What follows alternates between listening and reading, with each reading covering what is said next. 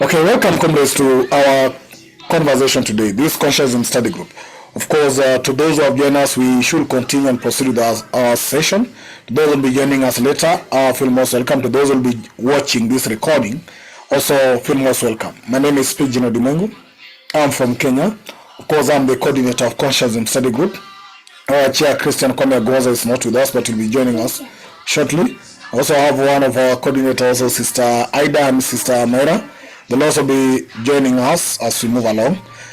And yes, the continent is actually at a wake of breaking news of course, the continent having a change of the leadership in the continent, with the chairperson being appointed from Angola, I hope so, the new president of Africa, the new chair of African Union, and the new chair of African Union Commission coming from Djibouti, of course, really having loss on that. And we are having the deputy, of course, coming from Algeria, the deputy chairperson of African Union Commission. And yes, we have so many appointments that took place last week, including the head of infrastructures that's coming from South Africa. And so many has been going on. But the key conversation of our interest today is the African resources.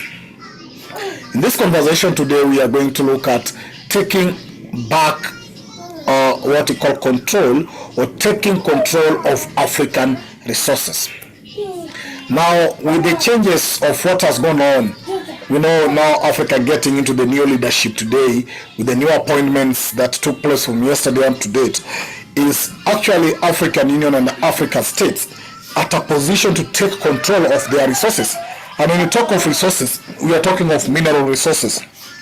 We are talking of even land. We are talking of even conservations in the African. We are talking of even the resources of our people. Because even in our leadership, leave alone even people, even leaders are part of African resources.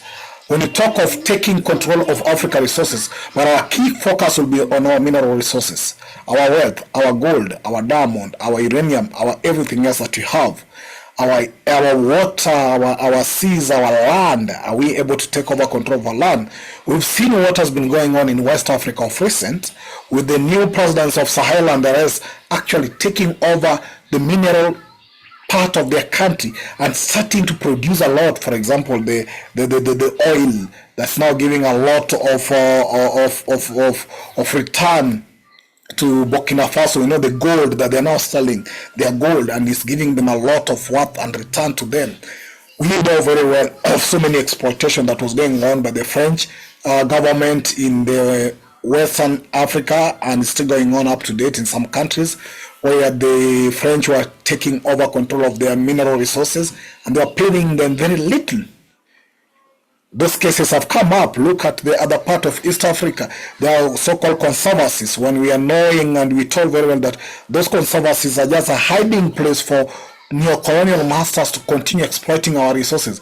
The Magadi salt in Kenya is still being paid very poorly, and the Queen and the England family are taking control of that Magadi.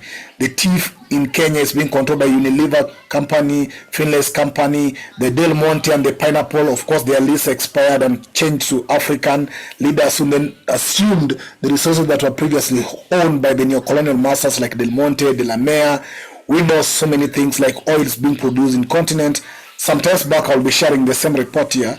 There's an organization called War on Want that actually said and gave their report that in 2016, over 39 companies in the London Stock Exchange were actually, over 100 companies actually, 100 companies listed in London Stock Exchange were actually taking control of the resources from the continent.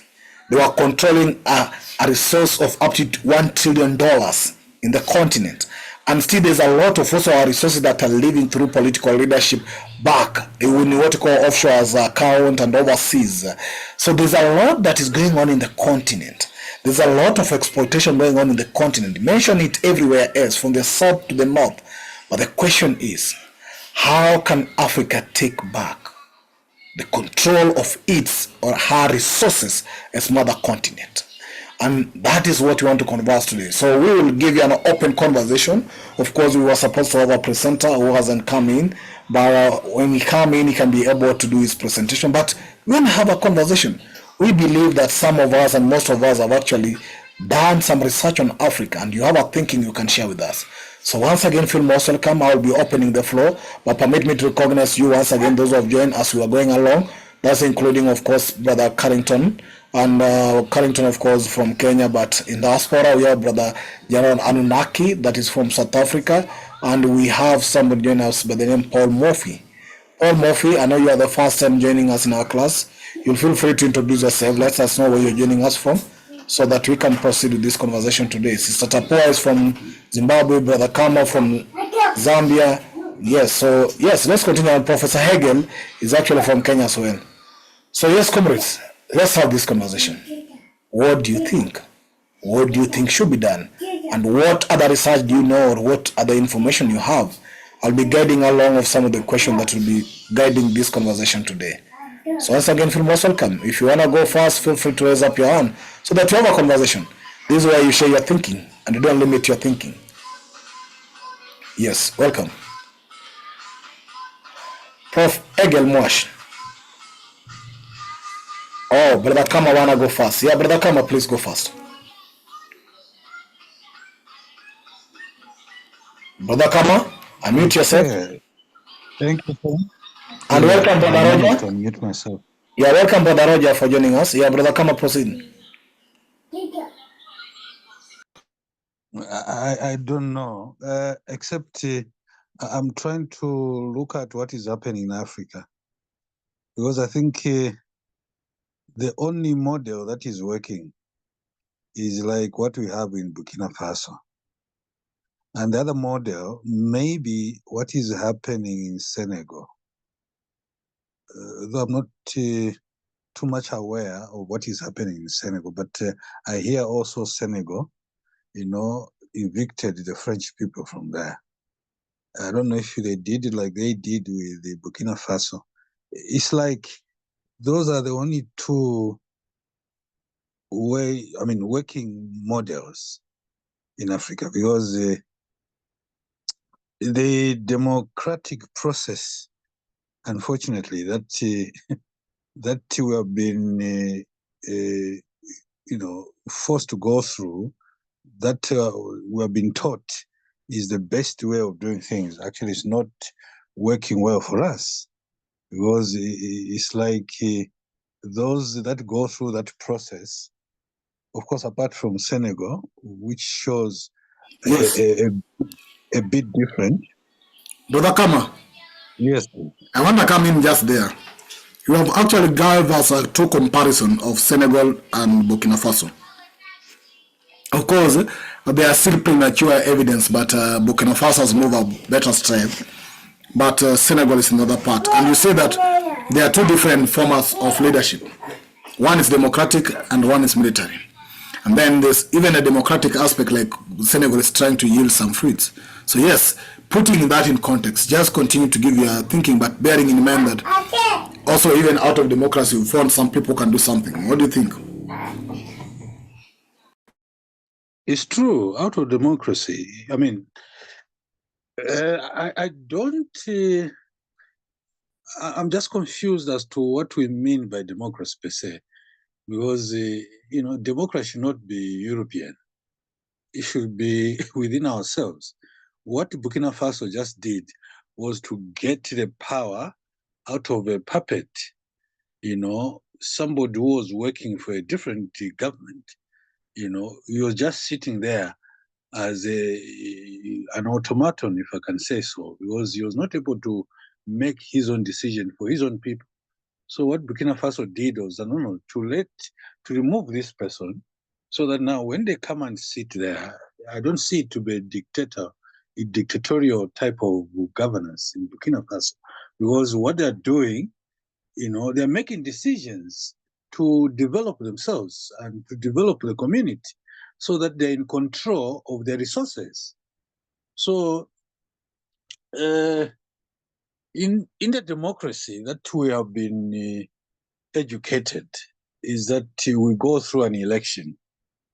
At least what happened in Senegal, the statements that are being given, we're yet to see in practice, what the Senegalese president is going to achieve, the Senegalese government are going to achieve. But at least from the statements, the comments, the statements they are giving, you can see hope that even in a democracy, there are leaders that could be thinking differently and for their people.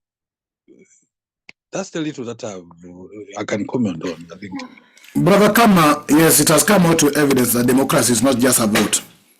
It's not about the voting system of the West. Democracy is about consensus, or coming into consensus. You see, many organizations, international organizations, have been practicing what they call consensus. And part of African tradition also practice consensus, and still it was democracy. You see, consensus is whereby you argue until you come into a conclusion.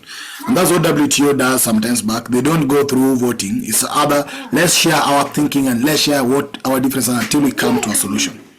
But again, as you're saying, yes, it's another key issue that you have to look at on the ability for our leaders actually to stand by what they say. And the key thing we'll ask ourselves, why don't they stand with what they say? So yes, thank you for starting us in this conversation. Let me check who wanna go next. Anybody wanna go next, feel free to raise your hand. In this class, we actually go to those who wanna speak. But Brother Kama, feel free to come back any more time. Let me check who is ready to go next to share his thinking in regards to this taking control of Africa resources. How do we do this? When you say taking control, it means somebody's in control. And all of us are conscious and are aware of some of the people are in control of our resources. So how do we take back the control of those resources? That's the key thing. Because we know what we can do if we take control of the resources. Sister Tapoa?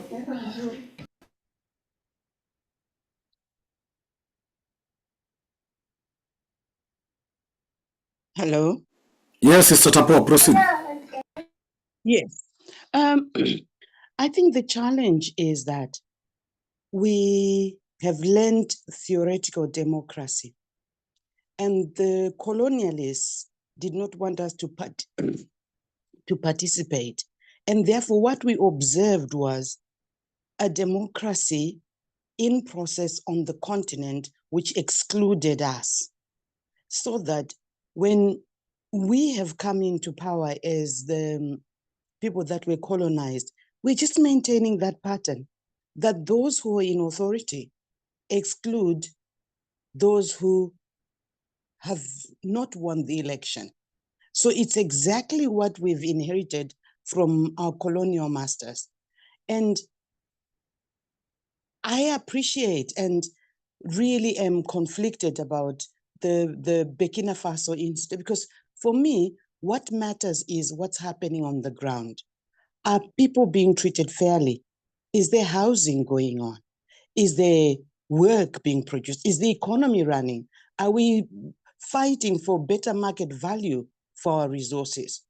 Because what does democracy mean if the people who are in leadership don't understand how democracy works? Because they don't concede. They don't include the opposition as a legitimate part of the democratic process. A lot of the African countries that have tried the democratic route end up wanting a one-party state. And that in itself causes problems. So I think before we even start thinking of how to best control our resources, we have to control governance. We have to find a government system that engenders the qualities that we need, the results that we want. Otherwise, we won't be going anywhere. Thank you. But let me catch up on that. Now, this discussion has been for a long time. Whether do we seek first the economic kingdom or the political kingdom? And the second thing is, people have argued that if we say we seek first political kingdom, then the question will be, I think, from Dr. Amos' book, which is The Black Power, is how do you take political power if you don't control the economical power of that country? This has been a practical question sometimes in the continent. For example, you know who become the politician in your country. You know he's the member of parliament. You know he's the president. Most of the time, their so-called democratic process in the continent only produce those who control of political or economical power. But I don't want this conversation to move bigger or far away from the resources to political conversation, but we can still engage that as well. But then the question is, because our resources, that's my thinking, are not in our control, they use those resources to control us indirectly. They use the military bases in the continent to threaten us. Their companies are here every day to exploit everything from us. And they ensure, because they have interest and they have control of our resources, they will always be interested in our political process. So they ensure that they participate actively in getting who is the next leader to that country, so that their economic resources that they continue to control is still in their hand. But the question again is, how do you get it out of their hand if you also don't pursue the political process so that the leaders can stand and change that? Brother Carrington. Yes, can you hear me? I can hear you. Yes, thank you very much, brothers and sisters. Very interesting day.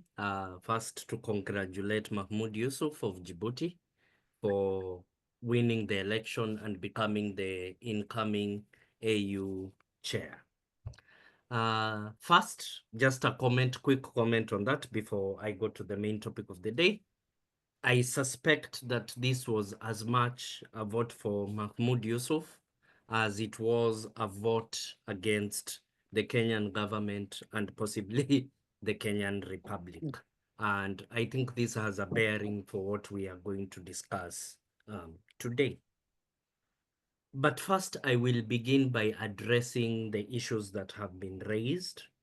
First, on democracy. As Sister Tapua has pointed out very eloquently, democracy is the collective control of governance by the people.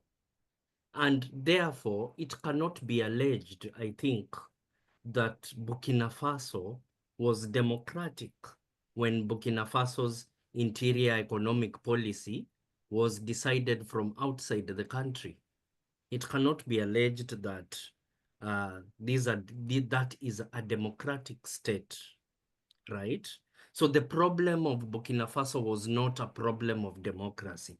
The problem of Burkina Faso was a problem of abuse of democracy. Similarly for other countries in the Sahelian region and most countries anyway within Africa. So similarly, it is democracy in its full form that rescued Senegal from an extension of term by its previous president, who had imprisoned the opposition. It was democracy that rescued and recalibrated the foreign policy of Senegal. When finally the political class of Senegal decided to listen to the voice of Senegalese, there came a young visionary leadership that redirected the internal and foreign policy of Senegal. So that is democracy at work. Another place where democracy is at work, collective control of governance, is the election of Boko in Botswana, right? So again, democracy, when it functions, reorients constantly because of this feedback between the people and the government, reorients policy towards the people because of this constant feedback. It is a very good idea. And as Brother Pigeon has raised, there are other forms of practicing and manifesting democracy, including consensual democracy, apart from representative. So democracy is likely to respect human rights. Democracy is likely to have leaders who understand that they are public servants. They've not been sent by God or the ancestors or spirits or fate or whatever. They're just public servants responding to the needs of the people. And that reduction in hot-headedness can really, really be of use to the continent. We have two methods of managing resources right now in the continent. A method I like calling the Botswana model and the Congo model. So I'll start with the Congo model. The Congo model is very simple. Congo, as we speak right now, although we speak of Congo as a victim of imperialism, of regional exploitation by its neighboring countries, Congo is not a direct victim as we think, at least not the Congolese government. The Congolese government continuously, and you saw those foreign mercenaries in Congo at the behest of the Congolese government. The Congolese government is currently leveraging its resources and has been doing this for 30 years to put up a military, let us call it a mongrel of a military. A mongrel meaning a combination of different militaries, sometimes European, sometimes African, Zimbabwean, South African, Rwandese, Ugandan, at various points, just to maintain control over the large country by the government and to keep the rebellion movements at bay. So what happens is that the Congolese government is using its resources, the resources of Congo, to basically not be accountable to the Congolese people and to actually keep rebellions at bay. And this is what is causing the Congo crisis. And it almost led to another East African Community, SADC, war, similar to the Second Congo War or the African World War. So that's one way of leveraging the resources of your country to win local and international political battles. So Congo is not a victim. It is using these resources, but using these resources as we have spoken. The Botswana model is another different model. Botswana recognized in the 60s and the 70s that it was not going to sell diamonds on its own in the international market. So for a very long time, Botswana has been negotiating and renegotiating with De Beers to raise the taxes on diamond processing, pre-processing in Botswana. And this is how the Botswana government, who luckily have a very small population compared to Congo, are able to finance the very, very high education and healthcare rates for Botswana. Botswana has the highest human development index in Africa. They're able to do this because of the deals they came into with European mining companies. And basically, a lot of the political process in Botswana is this negotiation and renegotiation to ensure as efficient possible public use of Botswana's diamond resources. Okay. There is a third model that Africa has not made use of, especially with its mineral resources, but has used very, very well in cultural resources. So as you know, our music is right now on fire, not just in the continent, but in the world. How were we able to do this? We did this to our music by carrying out value addition, right? We digitized the music, we added guitars, we innovated on the music, came out with Amapiano, came out with Bongo, came out with Lingala, came out with Afrobeats over a period of decades. And now Europeans, Americans, South Americans, the Chinese, the Koreans are consuming African music made in Africa directly. So when we allege a conspiracy of international racism, how comes that our artistic products are being consumed so ferociously around the continent? My answer to this is that we can think of a similar model with respect to our minerals, our physical resources. Our physical resources can be value added by African scientists, by African engineers, if we collectively as a continent remove power from economic power from the political class who do not know what to do with it apart from using it to buy Swiss watches, belts, and shoes and put it in the hands of scientists, engineers, young, inventive people to do value addition. And very, very soon, the world will come to desire Africa's physical products. There's nothing special. China was in this situation. The music and art of Africa was in this situation 20 years ago, until Africa's artists and musicians worked on their product. I think we have to stop being victims and start asking ourselves, how can we work on our product? Thank you very much. Oh, thank you, Carrington. You've actually raised the conversation a bit higher. You've taken it to another pitch and another. If you could be a person in charge, they will say you've left the spirits hovering, and therefore it's time to pick it from there to take it a bit higher. But yes, you've given us context on how we can make use of our resources. Of course, having in consideration still what actually Burkina Faso has been able to do with their current resources and other countries like Niger, on how they have been able to, in this present time, not even in the past time, in this present time. For example, what does it cost if a president of any country could say, moving forward, no resources moving out of my country? Like I remember our president or Yoweri Museveni in a meeting here in Kenya, when he was commenting on sustainable development, when he said that he has never seen a sustainable pregnancy, but he's being told of a sustainable development. He knows that pregnancies after 9 months is done. So this sustainable development is sustained until when? And then he said that, of course, he has made it a rule that no country should leave or should take their resources outside his country.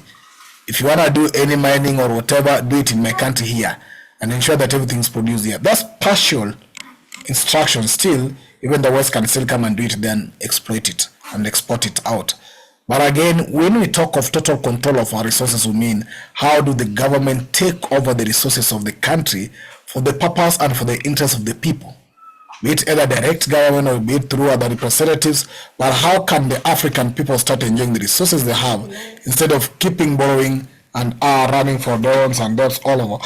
Well, the reports indicate, I will share that report shortly, that a lot of resources leave continent, not for the benefit of continent. And then that come to the continent still go back and find a way back to where it came from. You see, for example, this exposure of USAID from the US, when they say that a lot of aid is coming in, but still they get themselves back, or they're being looted by so-called political class and the leaders. How about our resources that live here? I'm quite aware, and I'll tell you this, for example, having lived in a Finlay company, being raised up in a TFAM or a multinational company in Kenya. This is a multinational company that came to Kenya prior to independence. They pushed people away from their land to a big acreage. If you have been in Kenya, someplace called Bomet and Kericho, those are two counties.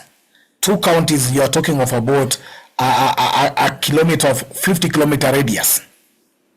Is actually a farm of one person. And these people are moving to reserves. I know even in Zimbabwe there might be some examples. And these people have been actually taking tea, and our African brothers and sisters and our mothers are employed to pick or pluck that tea at a very small amount in so-called payment. And these people have been doing this exploitation for the last 99 years. They say that they made a rule for 99 years.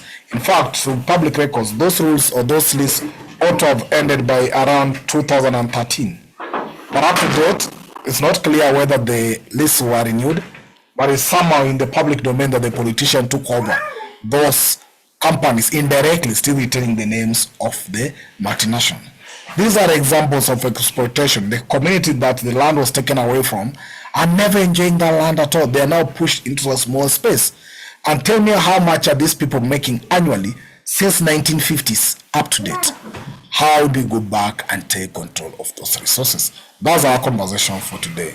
So feel free to raise up your hand so that I can give you an opportunity to speak. Sister Tapua, are you back again to speak? I want to go to Brother Raspala from South Africa, if you allow me, and maybe get also to South Africa, but you can speak before I go to Brother Jaramlaki, because we are also aware that South Africa's resources, as the recent conversation between Elon Musk and Malema, in terms of land, we are aware that South Africa is also a space whereby most of land do not actually under the control of African brothers or for the benefit of our brothers and sisters in the continent or in the part of South Africa. So Sister Tapua, go ahead, and then I go to Raspala. Yes, thank you. I'd wanted to cite the South African example because I know Zimbabwe's case on land appropriation, and I'm not able to comment at the moment until I structure my argument in such a way that I don't get into trouble. But I will use South Africa. I think it's the South African independence. I really envied what the then government proposed, that people who had been displaced from named specific areas were supposed to claim to go back to those areas, to claim ownership, to negotiate if there was anyone on the land or if there was someone mining or whatever activity was going on, so that they have a share. I really, really like that, because in in Zimbabwe, that did not happen. And people are still left in limbo. We have a situation where the reserves that were established by the colonialists are still there.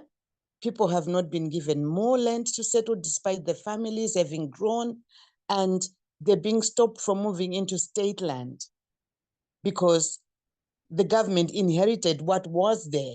So now we have a Black government stopping people from moving into areas where they are supposed to be in. I know it sounds strange if you maybe understand the Zimbabwean land distribution from another point of view. From where I'm sitting in Zimbabwe, the land situation needed to be addressed holistically, not just the white settler farms being taken over by Black people or by the Black elite or the Black politicians or whoever else, and leaving the rest of the population, the majority of the population, squashed in the so-called reserves. So I was hoping, and I know things have gone as awry in South Africa, that giving people the opportunity to get back into the economies, join the companies that could be mining in your land, form viable companies to exploit the resources at a very local and personal level would be a way to resolve some of the problems that we have. Because as I'm not sure which brother was saying, I think it was Pigman, saying politicians just simply take over the structures that are there and they become the new colonialists, and that becomes a problem. I think I'll end there for now.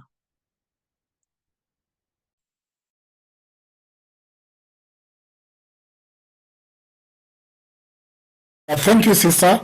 Thank you for raising that issue of Zimbabwe as well, because it's an issue that we need to check on as well. What went on in Zimbabwe and what's going on in Zimbabwe up to date. And yes, let me get to Brother Victor. Victor? Oh, okay. Thank you so much, Mr. Pitgin. Yeah. So I wanted to also make a comment regarding this issue of resources, especially in Africa. And I will begin by saying that when it comes to nations and countries, I think there are three categories of resources that we need to acknowledge that are very critical for Africa to really move ahead. And the first one being the human resources.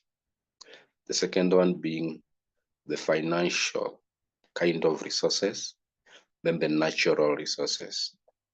As a continent, historically, and also in terms of the growth or the transformations that we've gone through, the global economy was never created for us. Like the entire global economy as it exists today, it was never really created when Africa was in mind. Because when Europe was going through the 50 years of the agricultural revolution, went fully through industrial revolution, we were never even able, we did not yet started our journey of putting even agricultural part of our countries or communities to work. So we are still trying as a continent or as countries in Africa to exist or to find a space in the global economy, which was never designed for. In fact, today, if you sit and hear anybody wanting or needs a leadership part of Africa and is talking about what is happening actually in the world without Africa designing its own economic and frameworks of impacting on society, then where he's lying, which means our resource in terms of natural resources are there. We talk about them, how they're exploited. In fact, the paramilitary forces that my brother was talking about, where Kenya is going to Congo and doing all those are based on financials, which means they just do there, but they are promised shares. They don't do it without of anything. And resources is beyond the capital, which most of our governments are really focused. It means if you tell Kenyan government today that, okay, can you go to Congo and just go and do peace? We're going to give you a share of the little result of the little minerals obtained there. They will go because it's money, is that money. So what I feel like is important for us to redesign that the policies we create are good. They are very positively intentional.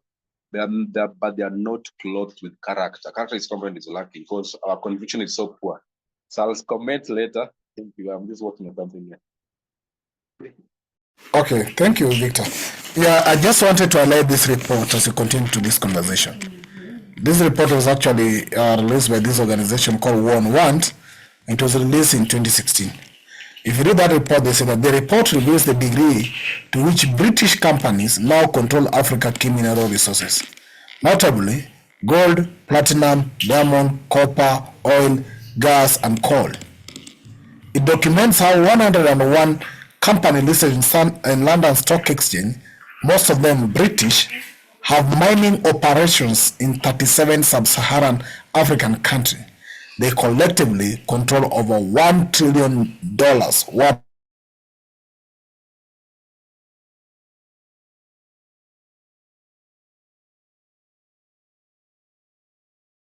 situation. And what do you think? The question is, how can Africa take back control of her resources? If you are interested to say something in regards to this, feel free to raise up your hand. But let me go to Brother Raspala. Raspala, I wanted to get to you in regards to what's going on in South Africa as well, in terms of resources and the key conversation of the land, which is actually part of very valuable resource to a country. Raspala? Yaron Munaki? Yes, my brother. Yeah, so I don't know what you're really asking. Do you want the political situation now, or just what are you saying, my brother? The conversation about taking over control of Africa resources. I know this conversation came also recently on the exchange between Elon Musk and Julius Malema. And the question was land, which is a very valuable resources in the continent. How can then, in this context, the people of South Africa and entire Africans take over control of those very valuable resources from land, mineral resources, and many other things that are actually can be beneficial to the African production and for African and improving African welfare. Now, from the South African aspect and where you come, what or how do you see this becoming possible? How do you think even the South Africans themselves can take back the valuable resources so they can use it for the purpose of actually developing the continent? And I'll go ahead to say, for example, in the case of South Africa, which you will share with us as well, the majority of blacks and Africans in South Africa do not actually live any better life, because most of land and everything else that is a means of production, we for materialist position, which is philosophical materialist position, believe that matter is very primary. So land and control of land is the best and the most important thing to develop any country, because with the land you can do everything.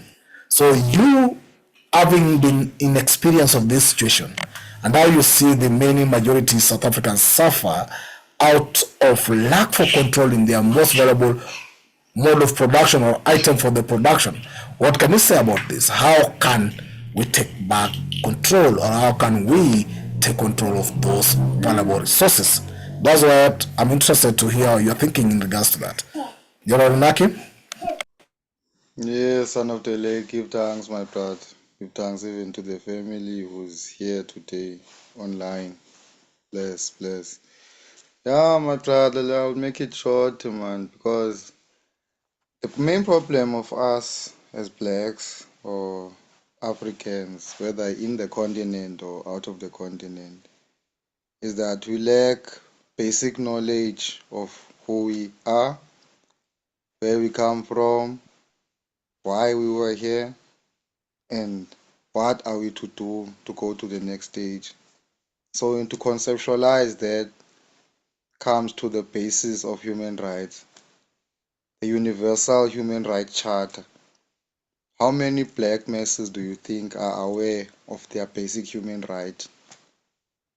Has the government used enough resources to communicate, to teach, in fact, to indoctrinate, to propagate this information whereby the individual can be able to defend his or herself against this, abuses, regardless of the state of government, whether it's democracy, monarchy, doesn't matter. What matters is that is the basic human rights of that specific citizen of that specific country not abused.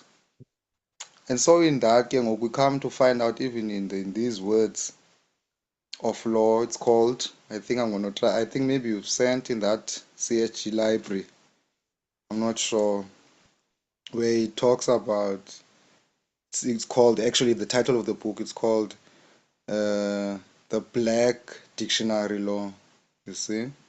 So Are you talking of Black Dictionary Law? We have it in our library and I can share it as well. yes, I can recall. So in that book, under persons, you can see that it talks about the artificial person and the natural person. So now what is happening in most of these colonial countries of Britain or whatever we say is that the majority of the black citizens are not aware of even these differences between the natural person and the artificial person, whereby the state operates with the artificial person by default treating you as someone who is of no value, who doesn't exist. Whereas when you are aware of your basic human rights, then you are regarded as a natural person, which is someone who has a right not to be treated a certain way. So it's like sort of a psychological, linguistical, and the priests, they say it's a sort of a spiritual warfare, whereby the intellects of the white supremacy, they take the Bible, which is obviously originated in Africa, in the universities of Africa. They reprogram the law, which is predominantly the Roman Dutch law and the English law, and then they eliminate and they don't teach the black masses about their benefits of the universal law, the Human Rights Charter. And then in that doing, they pretend as if the main problem is land, of which, yeah, in another context, yeah, there is a problem of land, that the whites and the Asians are taking land. But the real problem is the quote where Dr. Amos Wilson famously says that the first land that we need to free is the land of the mind before we can talk about the actual land. So let me just leave it on that quote, my brother. Blessed.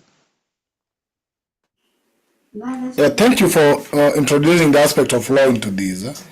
And yes, Said is saying, she said that there's a universal human rights declaration, which have the universal human rights. I think I'll share with you that if we get it.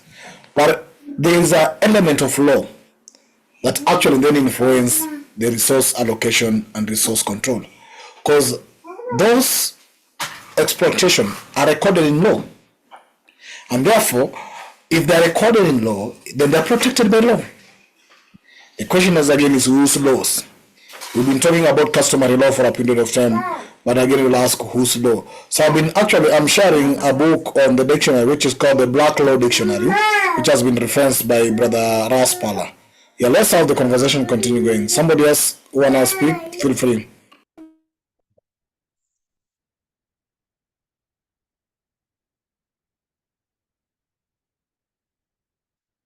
Hello, can I come in? Yeah, please proceed, Sister Tapua. Yes, I think I'd like to add on to what my brother has said and agree with him. Because what we have is a situation where some of us who are literate and are able to read and write and understand and analyze are only able to go so far. We have to go with the people. We have to take the people with us. So whatever activity we're going to do has to start from the grassroots. People have to understand, for example, what poverty is and what is the cause of poverty versus the philosophical position of Ubuntu.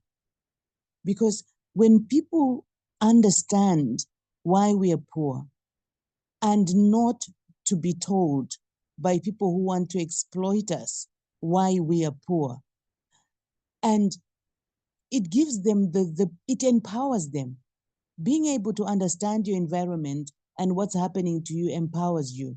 So whatever we're going to discuss today, as long as we don't come up with strategies to make the people come with us, because, for example, in South Africa, there was this, I think it was all over the news, all around the world, about the miners who were illegally trying to get into abandoned mines.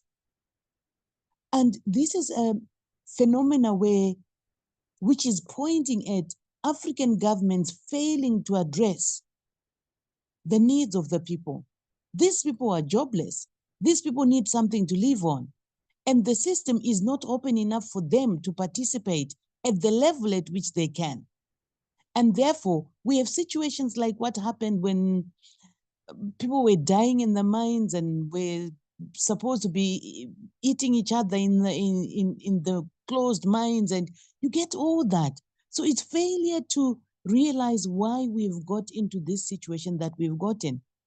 And looking at the Zimbabwean situation, where politicians faced with the same situation of young people who are jobless, finding or fighting into the mining arena, digging dangerous holes without support, without equipment, and eking out a living and being exploited by those people who come to the mines to buy the little grams of gold they found for very little. That's not what we want. I've often said to myself, I think I'd be a dangerous person if you put me in power, because I'll just simply close the country. Because if the ordinary person is living at less than $1 a day, who is going to suffer? Who is going to suffer? Because I think I started having hope when I saw Burkina Faso close its borders for a bit to regroup. I think a lot of African countries, or Africa as a country, needs to regroup. We need to close the doors. We need to let those British companies know the game is up. Because the British are very subtle about how they exploit. The French were very blatant in how they exploited. That's why they were caught out. But the British are super subtle. And I think we need to take a leaf from the Burkina Faso experience to let's just shut it down. Let's get ourselves to introspect without anyone else, trying to interfere, and let them, because this is our world. It's dialectical. It's a dialectical relationship, but we need to regroup. I think getting education, getting the ordinary people to know what to vote for, to know who to vote for, and not vote for someone because they've been given a liter of alcohol or whatever cheap alcohol is sold in the different countries, that in the different parts of Africa. But if people are empowered and get to choose a genuine choice, a genuine democratic process where people are educated first, then we've got hope. Until then, people will be bribed. The last elections in Zimbabwe, politicians were going to the white garment churches and giving people $10 each at the exit of church. They just can't go there with piles of money and give them. And of course they'll go and vote because they sold their vote for $10. Anyway, I think I'm being emotional. I think let's hear what others have to say. Yeah, let's get to know people. Thank you, sister. Sometimes it's emotional, and we'll be sharing some of the exploitative situation and analysis on how our people have been exploited, irrespective of the control of our resources. Is that the process that they use to take over our resources is very inhuman. Reports have come out on how young kids and children have been used in Congo for mining. A lot of our miners who even work for those foreign companies in Africa, we know very well how they suffer, how they go through inhuman treatment. But just a list of examples, for example, I'll go through. This is a list of some of the companies that have the mining rights in the continent and where they are mining. For example, there's a company called African Potash Limited that is actually having an offshore account and is actually mining something like potash in Congo.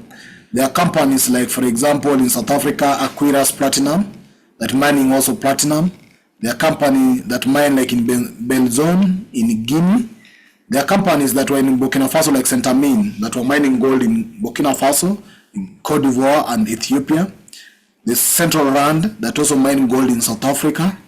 There are companies like Gem Diamonds that mine also in Botswana, Lesotho. And many more companies. If you see the list, there's the Madagascar Oil that deals with the oil in Madagascar. There are company like this one in Zimbabwe called Sable Mining Africa. That's the mining of iron ore, coal. There are other companies in Tanzania like Shanta and many more companies. Now these companies are actually taking our resources out of the continent. The key question and the part of this conversation is how do we take control of our resources as a people and as a continent? I'll go straight to Brother the King Mauli from Ghana, maybe from your side. Let's know what you think from that side of the continent and what probably going on in Ghana in regards to also this exploitation as well. Welcome, Brother Sadiki from Mosulkan, and also welcome, Sister Ida. Yes, and Sister Shaza as well, and Kujabi. Yes, Brother the King, please proceed. All right, greetings to everyone. Yes, peace, Yes. Brother Sadiki. Yeah, greetings, the King. Yes, so currently over here, Trump's decision is actually hitting Africa all over the place, and the current president has also asked the military, the American military base here to be dismantled for them to leave. He has asked them to leave the country as we speak. So that is the current development, and to me, I see whatever Trump is doing as a liberation in a sense that at least we as Africans do not need to depend on aid from these people in order for us to live. We have to be able to, till the land ourselves and help our own economy rather than depending on it all the time. So it's a wake-up call for us and a liberation time for us to actually use this opportunity to rethink and stand as a strong Africa in unity. So currently, this is the current air that is blowing. Okay. Yeah, thank you for bringing to our attention that the Brother the King on, you said an American. Of course, I don't want to be depending on American, but Brother Sadiq will be able also to share with us something. But America has the stop, of course, you said, and they're saying African countries should be independent. Is America independent of Africa? Is America not still depending on mining in Congo, mining all other places in Africa through their so-called fake military bases in the continent? If American talks about true independence, then Americans should be able to shut their companies from the continent and move away from the continent. And that's the position, of course, I think South Africa was taking. If you're saying you're stopping your so-called funds from us, we're also sending you away from our market. So it's a win-win thing here. America want to put Africa in a situation that Africa appear like actually the victims of so-called the big help from America. But America itself know very well that if it's not even Africans in the first place, they couldn't be that so-called America. And even up to date, in their so-called AGOA and the rest of the things, they take a lot from the continent and what they purport to bring back to the continent.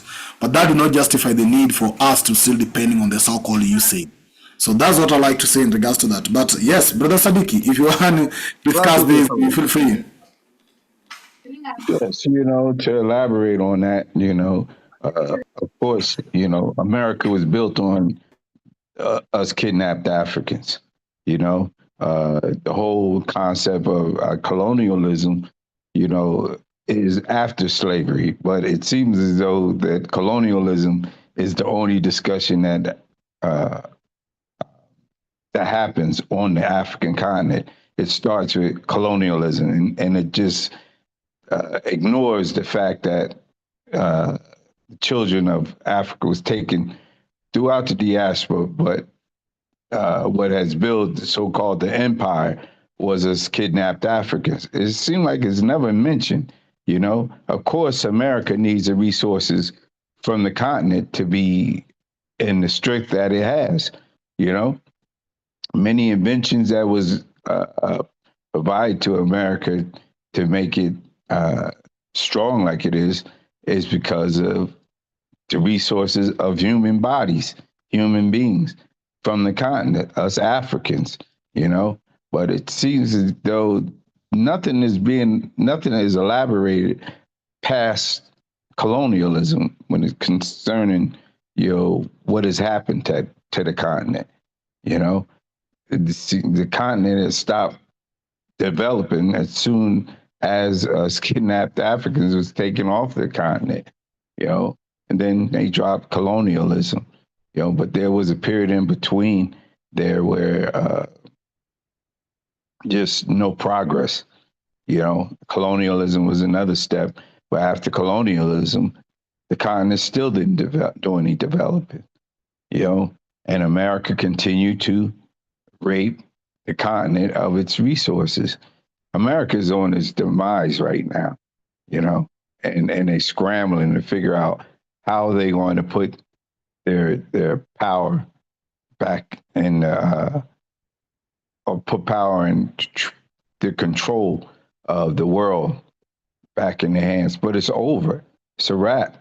The consciousness of the people and the rest of the world has caught on to their bullying game, and I'm myself, I don't know if you have, had already discussed the Sahel and the activity is taking place over there. That's the game changer. Yes, Brother Sadiq, we are actually looking at Sahel in regards to this case study of taking control of African resources, because we think they're trying to do something to take control, and we can see the importance of that step. But yes, feel free to share in regards to that as well. Oh, it's because that's the black power right there. The Sahel is actually about to even blow up even more now that, Dr. Arikana has been given the status of an ambassador, or ADDI has been given the status of an ambassador for Burkina Faso, and President Ibrahim, or Captain Ibrahim, has granted ADDI the rights to be able to solicit brothers and sisters to come home to the African continent to gain us kidnapped Africans to come and gain our citizenship. But through the service and assistance of ADDI, there's a pendulum switch that's happening, that's going to happen because of that. Because many of us kidnapped Africans would like to come home, but there's no African country who actually has created a gateway. I don't co-sign Ghana as being that, because that's a money grab. It's a hustle. The numbers are too low, for what it is that they offered us to come to the continent, and the time frame of you gaining citizenship is just too long, But Burkina Faso is creating a total different program or assistance to us kidnapped Africans coming home and actually become a citizen of the African continent. And that's all that's going to do is bring more resources to it, more bodies that want to contribute to the development of Burkina Faso, Niger, and Mali. That's all it's going to do, because, he's actually putting out a call for us to return home, and of course I'm speaking as a kidnapped African. That's why I'm elaborating on this, and what is really taking place. I don't know. And if there's any of us kidnapped Africans on the line with this discussion, but they should take heed to it. You know, I'm definitely looking forward to attending, going to Burkina Faso and actually gaining a citizenship without me having to wait 7 years like I have to do here in Kenya, you know, as a retiree, for me to gain citizenship, you know, when I can be able to go to Burkina Faso, pay the fee for ADDI as a member, and take it from there, you know, because you know, it's long overdue. The African Union don't even discuss us kidnapped Africans. They only discuss as far as the colonial period of the African continent, of that historical significance, you know. But as far as us kidnapped Africans, we're not even mentioned, you know. Even the sister from Barbados, she was mentioning, you know, how the diaspora wants to come home, the 6th region, and she related everything of the Africans from the Caribbean, but not mentioning us kidnapped Africans. You know, there's no voice at the African Union that is providing any kind of true acknowledgement to us kidnapped Africans. You know, Thank you. Yes, Brother Sadiki, thank you very much. I think you have drawn to our attention another valuable resources that Africans must take control on, and that's our people. It's very interesting as you even have a conversation to discuss our oil and whatever that's being exploited by the West in Africa, but you're very silent about our brothers and sisters, our people who are actually taken out of the continent. They are still out there. They want to come back home, and nobody sees them as a value to the continent, as a biggest resource and asset to the continent. As you're saying, they have skills, they have resources, they have expertise and anything that it takes, that if Africa can take control of those our brothers and sisters in the diaspora, who are so-called the kidnapped Africans, actually not only Africans in the diaspora, the kidnapped Africans who are in America and the rest, if the continent can see the value of that and just open the doors and the gates for them to be back here, it could actually help the continent overcome this so-called debt and debt of the everything else. Because it has proven, and our brothers and sisters have proven before, beyond doubt, that they can build states and they can build nations. They have built the United States of America. They have actually been used as labor to build some part of Britain, and they have proven their worth in those years. Why don't they then get just automatic right to be back to the continent as brothers and sisters, as part of the greatest asset and the greatest resources that the continent is missing in this conversation?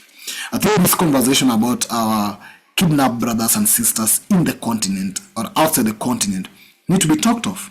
And I know our African Union is talking about the theme of this year being reparations, but what do you have to show? As Brother Sadiq is asking, what do you have to show from the African Union, apart from individual countries taking the actual process to ensure that they bring back our people? So yes, thank you for drawing our attention to that. But I want to draw attention a bit as I will be giving conversation to other members whose hands are up. And we are having around 40 minutes to the end of our conversation.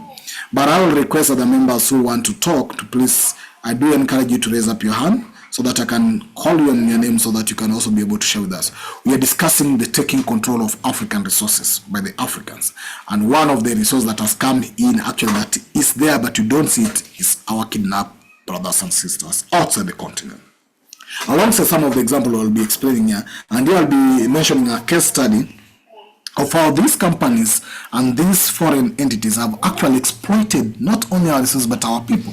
For example, we are looking at an example of this company in Zambia, which is called Glencore Company in Zambia, which is actually registered in Jersey, and it has diversified natural resources companies and produce on a market of over 90 commodities worldwide. But Glencore had a revenue of 233 billion in 2013, just under 10 times the GDP of Zambia. In Zambia, where Glencore manages Mopani Copper's mine, which consists of 4 underground copper and cobalt mines in the town of Kitwe, and an underground mine in the town of Mufuluya, all in the copper belt area of northern central Zambia, that is the home of Zambia copper industry. And look at the low tax revenue. In 2010, Zambia actually produced $5.8 billion worth of copper, but earned revenue from this of only just 633 million out of 5.7 billion. And this is part of the exploitative mechanisms. This is the mine they have there. Apart from environmental degradation, a lot that they do here is also very costing a lot to our environment, and then they'll come here to tell us green oil or don't know what, or green energy and the rest of the things, while they actually do this in our continent. So these are just some few case studies on how our resources are being exploited. But look at even our brothers and sisters who are currently out of the continent. Are they really getting any pay equivalent to what they contribute? And what steps are we taking to ensure that we take total control of our own resources as a people and as a continent? That's the conversation we are having. So please, as I've said, indicate in the chat, just raise up your hand so that I'll go through that list.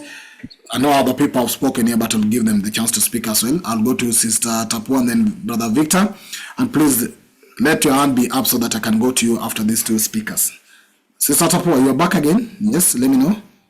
Yes. Just adding on to the human resources.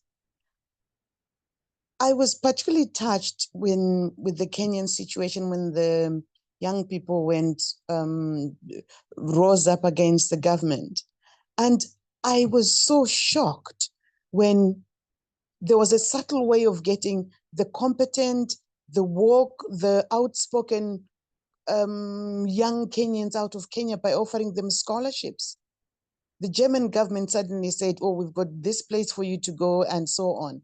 And if the mindset of the young people is not dedicated to Africa and building Africa, they'll go out there, create environments, invent things, become citizens there, and never want to come back. What I'm trying to say is, it's important for us to learn from those people who have had strides in certain fields, but they should be the seed of commitment sown in our young people. And we're going back to what my brother Russ was saying about identity and being proud of who you are, being proud of being African, going out there to work and see the world and intending to come back. A lot of Indians have done that.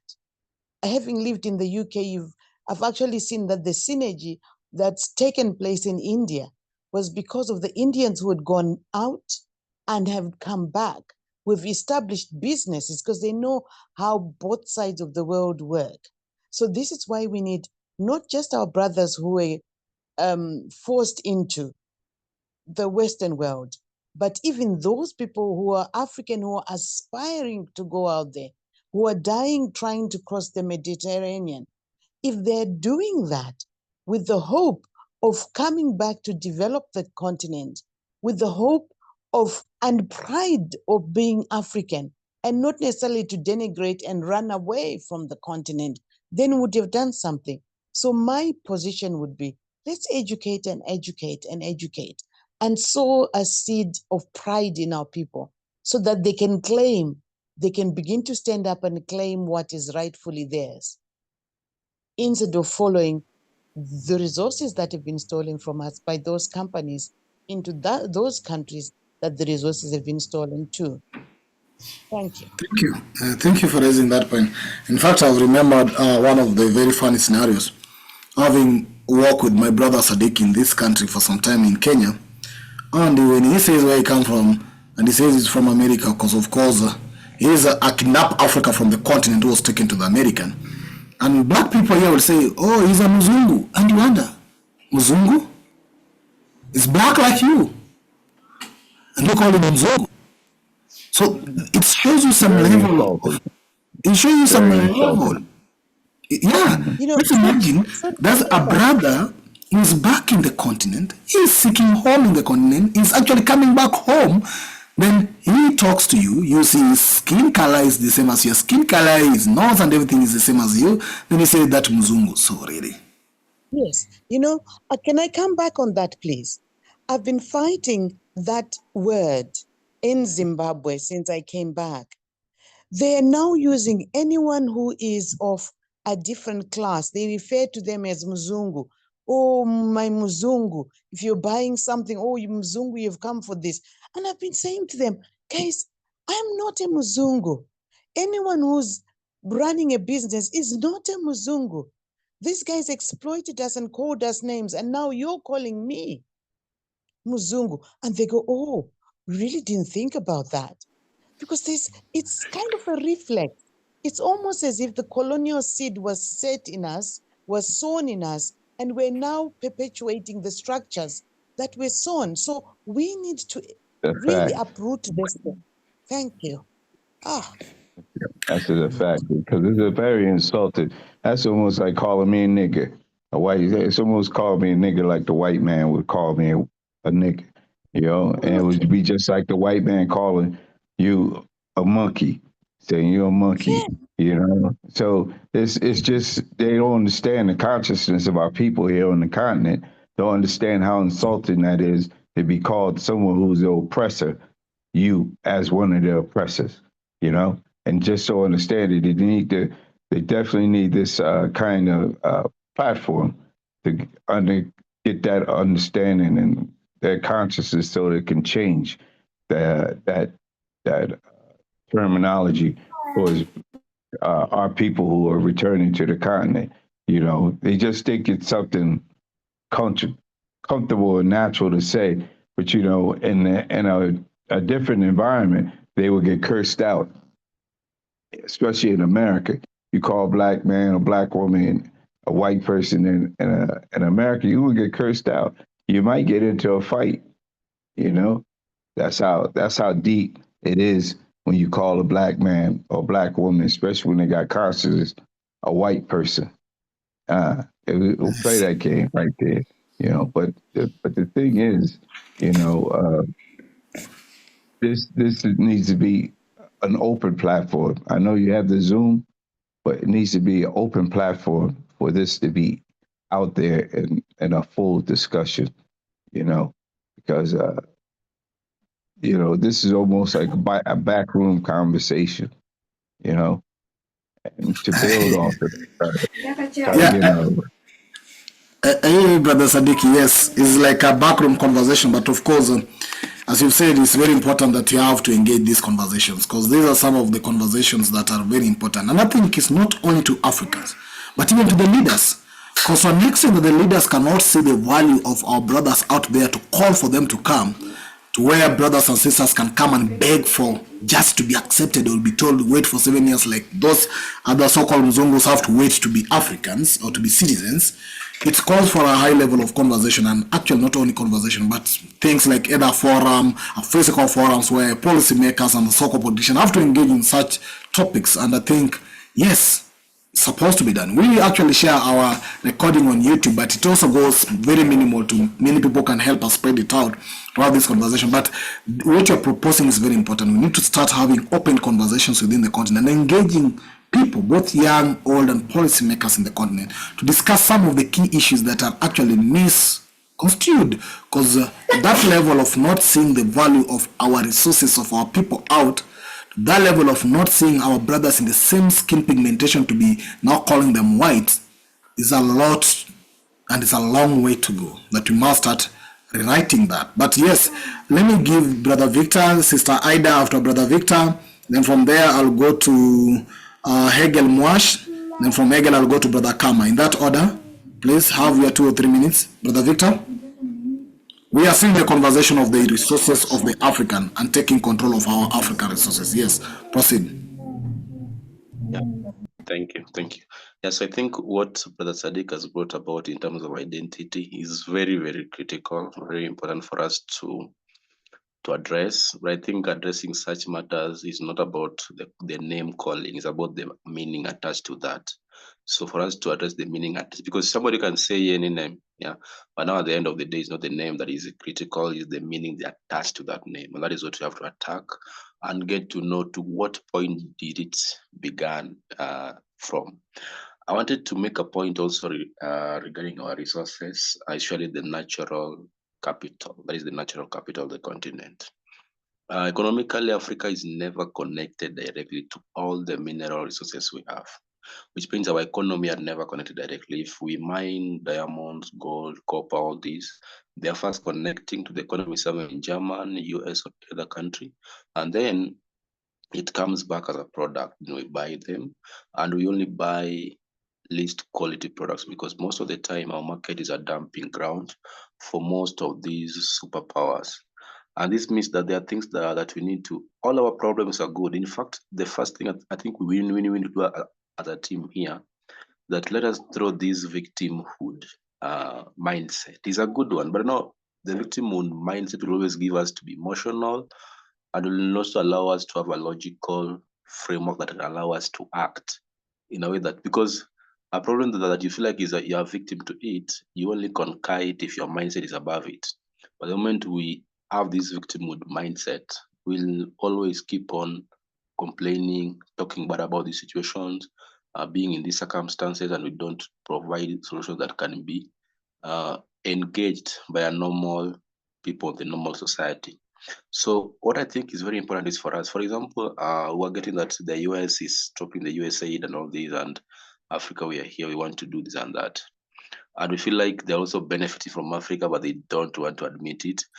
This means that in one way or the other, our resources are not just from the natural capital aspect. We have to also have the capacity, the people, we have to have the skills, the competency, the capability.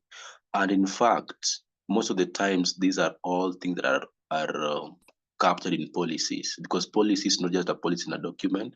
Policies is a reflection of our conviction as a that we convince that if you write a policy that is going to be fully based on exploration from Africa, then you can get money. It means that our pursuit is narrated to money, material in terms of, because money to some extent is good for us to develop, but because it is only as valuable as how it circulates.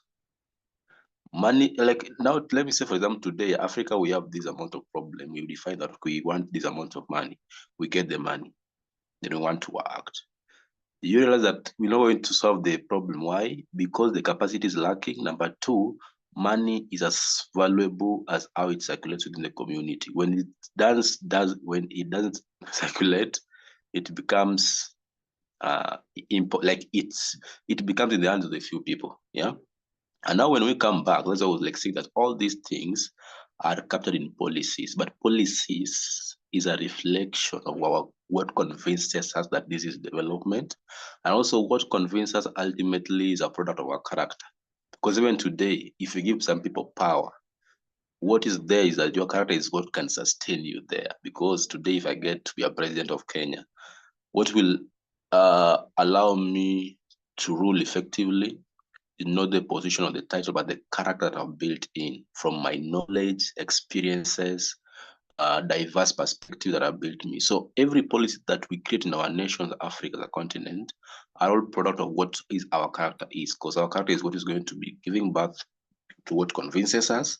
These are what we translate to policies. For example, if you see US is a country that is always daring, and they are overconfident, and they have got this nature of that they feel like they're the top of the world.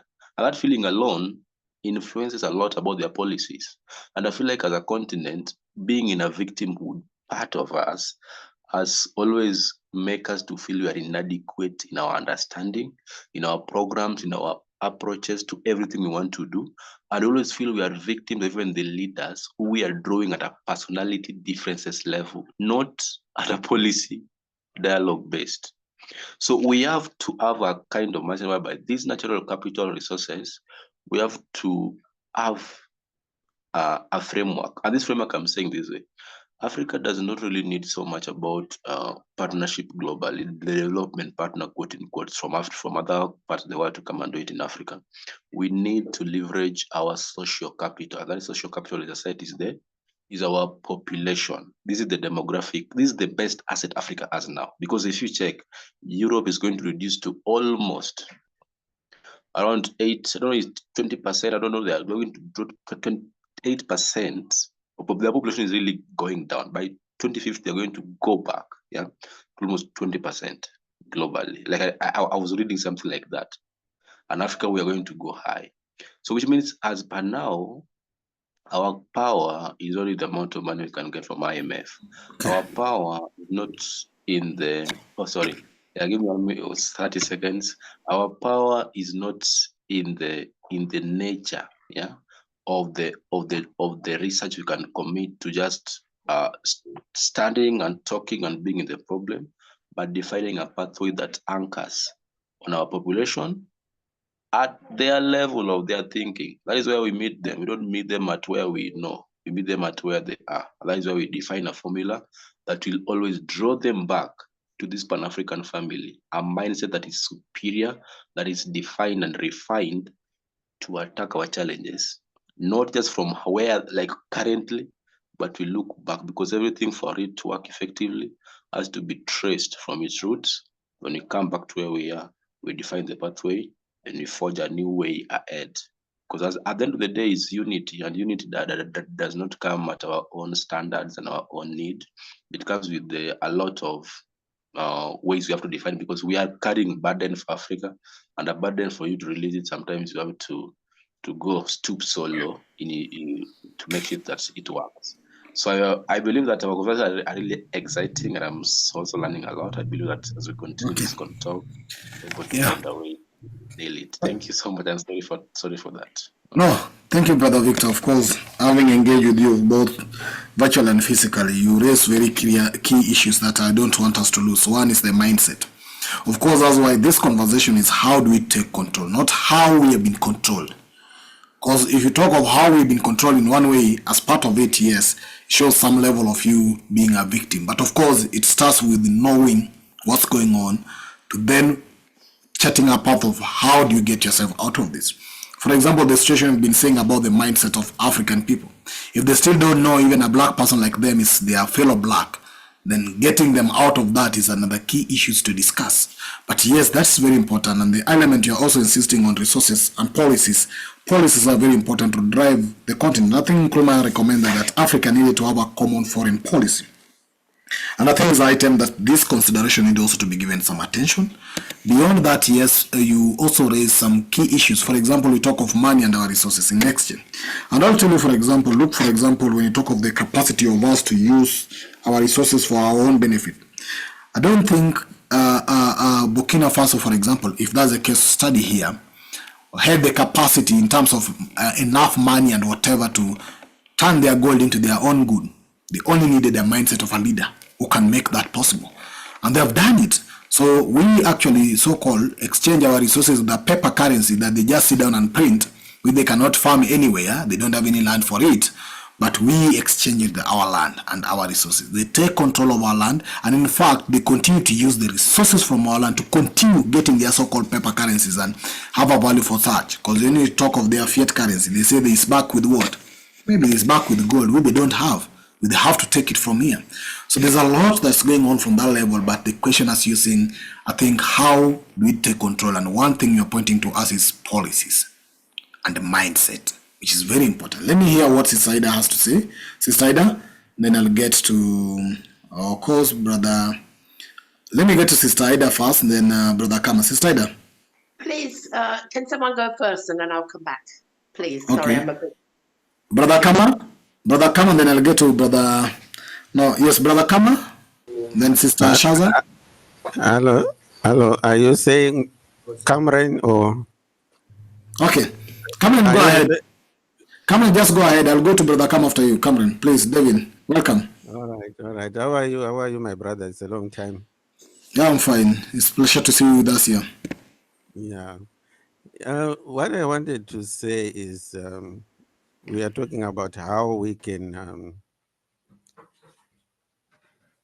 give ourselves power and take advantage of our resources.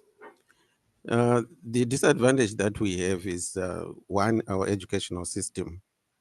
The content that we learn in our educational system, we spend almost 17 years in a school system that doesn't teach us anything, especially about the resources that we need on daily basis. Like, for example, food production itself. we have been discouraged from producing our own food, and we have been encouraged to buy stuff from the supermarket. In other words, we've been converted into a value chain or a supply chain by the people who bring those facilities to us. So our main focus on this as part of capacity building, we should focus on the content of our school. What are we teaching our children? Because so far what I have learned, the majority of what I've learned it outside school, outside the school system, especially about my identity. Who am I? As I was growing up, the school system gave me this mentality that at one point I could wish if I was white. It's because of what we have been learning in schools. We thought being white it's a privilege, and being black you are underprivileged of some sort. So the focus should be on the content of what we learn. We in our institution we have come up with a research document where we are focusing on settlement, because we have identified settlement as part of a tool that was used to destabilize our livelihood. One, we were settled in an area where there's no enough rainfall. This was systematically done when the colonizers came. The first thing they did was to displace the people. The second thing they did was to take their cattle, because we used to have those Ankole cattle all over Africa. We didn't have this they call Admashona type or whatever. These small cattle, those small cattle, they were brought from Europe when they took our head. If I remember very well, in Zimbabwe it was done in 1952. The colonial government took all the cattle from the black population, and after some time they brought in these small cattle that we are seeing today, that we are calling Admashona type. So that was part of their system. Like, what I can say is that our main focus should be on the content that we teach our children, especially food production, how to make tools, simple, basic things like how we make tools, how do we produce tools from stones, simple things like there are some other old men who could do that. They could take the stones and put them in a furnace and produce some axes, some knives, and other stuff. But that stuff is not taught in our schools. Okay. Yeah, you learn that outside the schooling system. So I think our focus should be on the content that we learn from schools. Okay. Then we can get our power from there. Okay, so when you actually raise the third point, which is education that goes along with mindset, and education that is actually meant for us and for ourselves, because of course many of us know the curriculum and the education in the continent are not basically for the interests of the continent to advance our own well-being and our own welfare, but rather an education to produce people who don't know anything about their resources. People don't know anything about what they have and what they own. Yes, so thank you very much for that point as well. Let me get to what Brother Hegel Mwashi is saying. Hegel, please feel free to share your thinking. Can I come in after Brother Hagen? Yes, Sister Ida, go first because you have to go before Brother Demlin. Then after Brother Hegel, I'll go to Brother Kama, then Sister Shaza in that order. So please, let's go ahead. We are having still 16 minutes. Okay, I was going to say that the thing today that has not on this call, but the thing that has been in my mind from today is I was watching things to do with the AU I think it's their 38th, they change their guard or whoever, you know, the people in charge. And I listened to a speech from the UN General Secretary.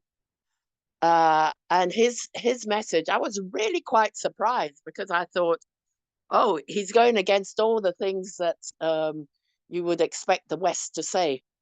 And one of his things was that Africa, let me get it right, African minerals must benefit African people. And he was saying, he was talking about reparations, he was talking about, I thought, what is going on here? Because to me, the UN has never been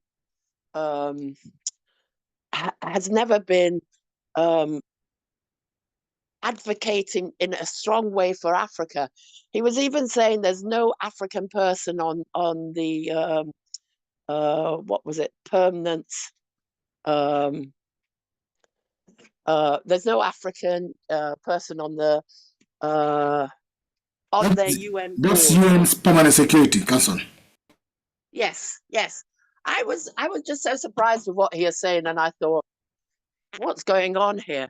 But along the way, I was also thinking, to me, I would love to see the AU go to the Sahel states. When I say go to the Sahel states, I'd like to see the Sahel states do a different version of the AU, because I think that they would be more for the people rather than be just an organ of states, heads of states in Africa. The Ethiopian Prime Minister or President said that that they're the top growers of, was it wheat in Africa? And I thought, wow, what is this, you know? So I was just surprised with what I was hearing, but I was very unimpressed with the AU. But I really would like to see a different version of the AU in the Sahel states and West African states joining them, because I think then we will see more equality for the people. Yeah, it's very interesting. We'll have the conversation. I think we've had also some 2 to 3 conversations on the AU. Of course, last time we've looked for AU and AU reforms. Yes, when they talk about that statement you are highlighting by UN Secretary General, what does it show you? It shows you then that those so-called our enemies even know what we need to do. And even they tell us in our face, but we don't do it, which is very surprising as well, and point to some serious problem that may be existing. But let me get what Brother Hegel have to say. Brother Hegel, then I'm having 30 minutes. If you can do 2 minutes, it'll be okay. And then I'll go to the next person. Hegel, are you able to speak? Hegel, let me know if you're able to speak. If you're not, just feel free to continue using the chat. We'll always point out to what you're saying. Hello. Yeah, please go ahead. Am I audible? Yeah, you're audible. Well, brothers, I want to make a few statements concerning our discussion today with regards to African resources. You see, there's no way you can talk about your resources. The land has resources. Africa has had these resources for more than 1 million years. There have been minerals here long before the West came in. Now, in the present time, we Africans have education. We have our universities. They're not very good. We have our entrepreneurs.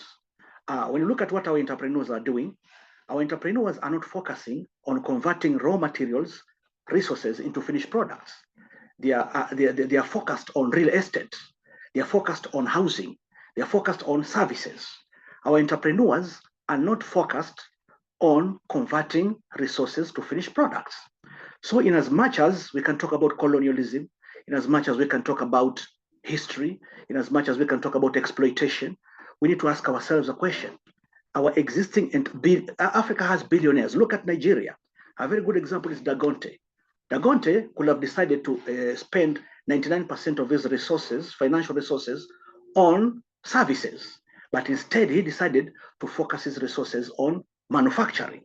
So therefore, the buck stops with the African entrepreneur. I've been watching a lot of African forums, and there has been a problem in Africa of accepting the fact that production begins with the individual. If the individual has the mindset of production, when that individual acquires financial resources, he will automatically convert resources to finished products. But in Africa, we have got a mindset of consumption. When you see a smartphone, you look at the complexity of the smartphone, you don't believe that an African can produce that smartphone. When you hear something like quantum mechanics or geophysics, you don't believe that you can sit down and actually create a geophysical equation or come up with an advanced circuitry or formulate a complex mathematical equation. So therefore, we do not have a manufacturing mindset. And that's the reason why the moment we become billionaires, our number one focus is on the low-hanging fruit. We want to open up, we want to buy cars, do transportation, do housing, do real estate, do supermarkets. But rarely do you see Africans. In South Africa, despite the fact that we do not like the Boers, we need to give the devil his due. The Boers are 99.9% all the time focused on converting raw materials to finished products, cars, bullets, guns, rockets, etc.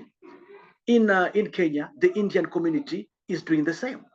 Industrial area in Kenya is controlled by Indian entrepreneurs who focus on converting raw materials to finished products. So brothers, I believe we have got, our mindset needs to change from consumption to production. And we need to understand raw materials are nothing without conversion. So we need to focus our mind away from consumption to conversion. That's what that's my view. Thank you, Professor Gelmwash.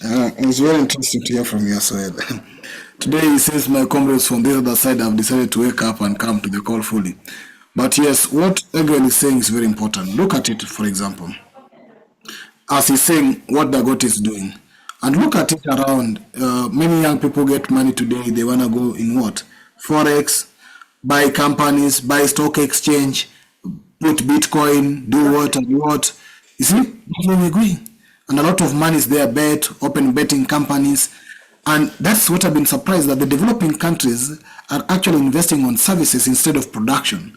Who will get the money to buy the services if you cannot have money for production? Because production is where you can employ many people who can get money to buy your services. But you're moving to supermarkets, galleries, you call Chicken Inn, I don't know what, Coffee Inn, and the rest, and the many inns. But actually the land is left here. Many people are leaving the villages, coming to the city, and they expect who to produce for them in the city? China. To import from China, import from US? To add a little on that, look at, for example, production of ideas. Before you can think of producing a product, you must first of all learn how to produce ideas. 99.9% of Kenyan and African libraries are stocked by non-African thinkers. When you look at Department of Physics, Mathematics, Engineering, these departments that focus on physics packages, 99.9% of those books are either written by Indians or Westerners. So even when it comes to producing ideas, we are not investing in production of ideas. We are willing to consume ideas produced by others, but we're not willing ourselves to produce ideas. Now, if you cannot produce an idea, when will you produce a product when you don't even have the idea to produce the product? You need to have the idea. You need to be able to write it down, replicate it. The Chinese have their publishing presses, research universities, research locations. They produce ideas. Then these ideas are converted into products cheaply, which are sold to the United States. Today, the United States no longer produces ideas as much as China. That's why China is overtaking the United States. So in Africa, 99.9% of our ideas, especially in physics and mathematics, chemistry and biology, 99% of the books we read, where do they come from? Show me one famous publishing house from Africa. One house. You have Longhorn, you have Macmillan, Zondervan. All these are American and British publishing houses. Our libraries at University of Nairobi, Witwatersrand, to wherever, they are filled with ideas produced by Western countries. So from the production point of view, even ideas themselves, brothers and sisters, we're not producing. So how can we talk about manufacturing of physical products when even books themselves we don't produce? Oh, that's very interesting. Books. Yes. Okay, Brother Egel, thank you. is a real check. I think we'll need to have a part 2 of this. Anyway, let me get to Sister Shaza. I want to add more because we are having only 6 minutes to go. Sister Shaza, I want to ensure that everybody at least have an opportunity to speak if they want to speak. Sister Shaza. Okay. And then let me get to Brother Kama left. Kujabi Mohammed. Kujabi Mohammed, do you have something to share with us? Kujabi Mohammed, okay. My time is almost up. If you don't speak, I'll assume you don't have something to share with us. Then let me check my list again. Who is missing? Oh, Brother Carrington. We are 5 minutes to go. What do you have to say? I know today you're playing a listening role for a long, and Brother Hegel is touching on physics. You're one of our physicists here, actually, who have gone out. You've done your innovation a bit around here. What can you say about this? Because we are having around 5 minutes. Maybe share your thinking with us in 2 minutes. Yes, thank you very much. Brother Hegel is exactly correct.